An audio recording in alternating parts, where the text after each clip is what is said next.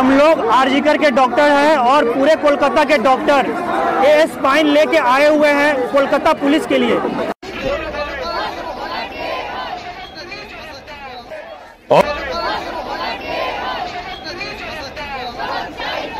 दादा दादा दादा একটু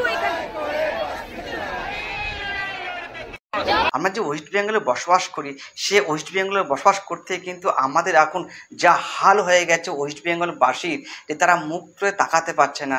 দেখুন জুনিয়র ডাক্তাররা কদিন আগে যে একটা লালবাজার অভিযান চলাটা করেছিল, সেখানে গিয়ে বিনীত গোয়েলকে একটা সিদ্ধারা উপহার দিয়ে এসেছিল।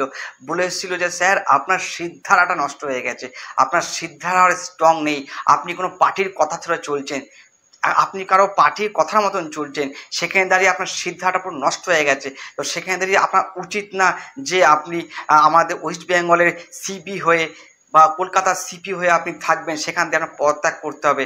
আপনার কিন্তু সিদ্ধার একেবারে নষ্ট হয়ে গেছে। সেখান থেকে আমাদের ডাক্তারের তরফ থেকে কিন্তু আপনাকে একটা সিদ্ধারা উপহার দিয়ে আসি, আপনি সিদ্ধাটা রাখুন। এবার দেখুন বিনীত গোয়েল যিনি আছেন, যে আমরা ভিডিওটা দেখেছি, বিনীত গোয়েল কিন্তু এমন করে ওই সিদ্ধারাটা জুনিয়র ডাক্তারের কাছ থেকে উপহার নিচ্ছে, মনে হচ্ছে সে হয়তো রাষ্ট্রীয় একটা সম্মান পাচ্ছে। লজ্জা লাগে না? আপনার মতন একটা সিপি কলকাতার বুকে আপনার মতো সিপি হয়ে আছেন, এখনই উঠে আপনার পদত্যাগ। লালবাজারের সিপিকে যখন আমরা আস্তে বলেছিলাম যে আপনার সাথে আমাদের কথা আছে, আপনি দেখা করুন, তখন কিন্তু সিপি দেখা করেনি। তখন কিন্তু ডাক্তাররা যে রাস্তায় বসে আছে তাদের পিছন দিক দিয়ে, মানে লালবাজারের পিছন দিক দিয়ে যে রাস্তা আছে, সেখান থেকে কিন্তু সে তার বডিগার্ড নিয়ে পালিয়ে গেছিল। हम लोग आरजीकर के डॉक्टर हैं और पूरे कोलकाता के डॉक्टर ये स्पाइन लेके आए हुए हैं कोलकाता पुलिस के लिए।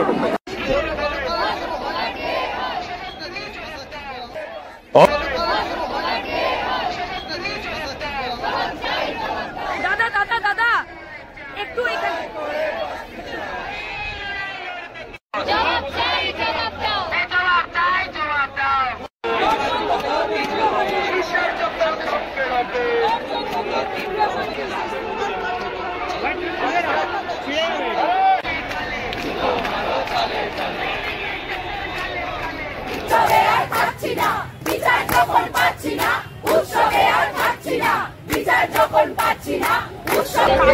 ব্যবস্থা নেওয়ার আগে ওনাকে আরো কিছু ব্যবস্থা নিতে হবে। চিকিৎসা ব্যবস্থা সুষ্ঠুভাবে যাতে করে আমরা দিতে পারি, সেই ব্যবস্থাটাও তাকে নিতে হবে। শুধুমাত্র আমাদের ব্যবস্থা নয়, জনসাধারণের চিকিৎসার ব্যবস্থা নিতে হবে, পরিকাঠামো সুন্দরভাবে করার ব্যবস্থা নিতে হবে, যাতে করে রোগী, সাধারণ মানুষ, জনসাধারণ তারা যেন কোনো হাসপাতালে, সে কলকাতার হাসপাতাল হোক, সে গ্রামের হাসপাতাল হোক, রুরাল হাসপাতাল হোক, কোথাও গিয়ে যেন তাদেরকে ফিরে না আসতে হয়, সেখানে তৎক্ষণাৎ তার যেন চিকিৎসা শুরু হয়, সেই ব্যবস্থা নিতে হবে। সবাই মাননীয় মুখ্যমন্ত্রীকে, স্বাস্থ্যমন্ত্রীকে সেই ব্যবস্থা নিতে হবে, স্বাস্থ্য ভবনকে সেই ব্যবস্থা নিতে হবে। স্বাস্থ্য ভবন অ্যাকচুয়ালি যে নেতা আছেন, যে স্বাস্থ্য ভবনের মেন আছে, সে হচ্ছে মমতা ব্যানার্জি।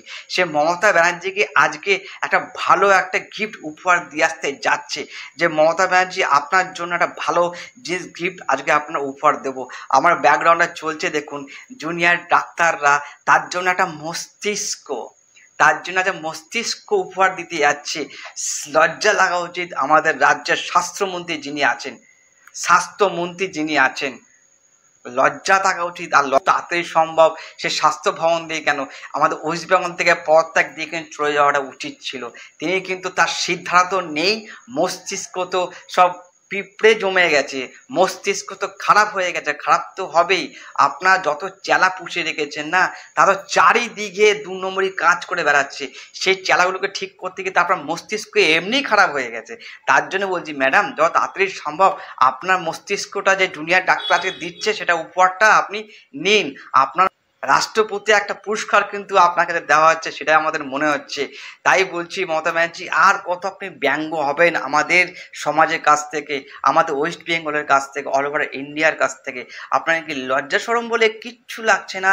দিনের পর দিন আপনি বড় কথা বলছেন, মিথ্যে কথা বলছেন, সাজিয়ে আসছেন দিনের পর দিন, একটা পর একটা একটা মিথ্যে কথা ঢাকার জন্য 10খানা মিথ্যে কথা বলছেন।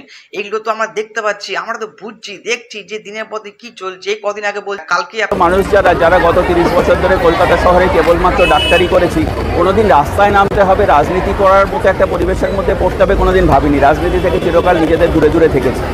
আজকে জুনিয়র সিনিয়রের বিষয় না, আজকে আমার ছেলে, তার সাথে যদি এই জিনিসটা হয় আমি কি তার পাশে থাকবো না? আজকে আমার মেয়েকে, এবং আমি যেটা আমার যা মিডিয়ার যে বন্ধুরা আছেন, আপনারা যারা আছেন, যখন কথা বলছেন তখন আমরা বলছি আপনাদের সাথে যদি কিছু হয় আমরা রাস্তায় নামবো না, আমরা থাকবো না? একজন সহনাগরিক হিসেবে, একজন মানুষ হিসেবে, এটা তো মানুষ হিসেবে আছি, আমার তো কোনো দল নেই, সেই জন্য আমরা আছি, থাকবো, থাকতে তো হবেই, না করে বাচ্চাগুলোকে ছেড়ে দেবো কোথায়? আমার ছেলেকে আমি রাস্তায় ছেড়ে দেবো কোথায়?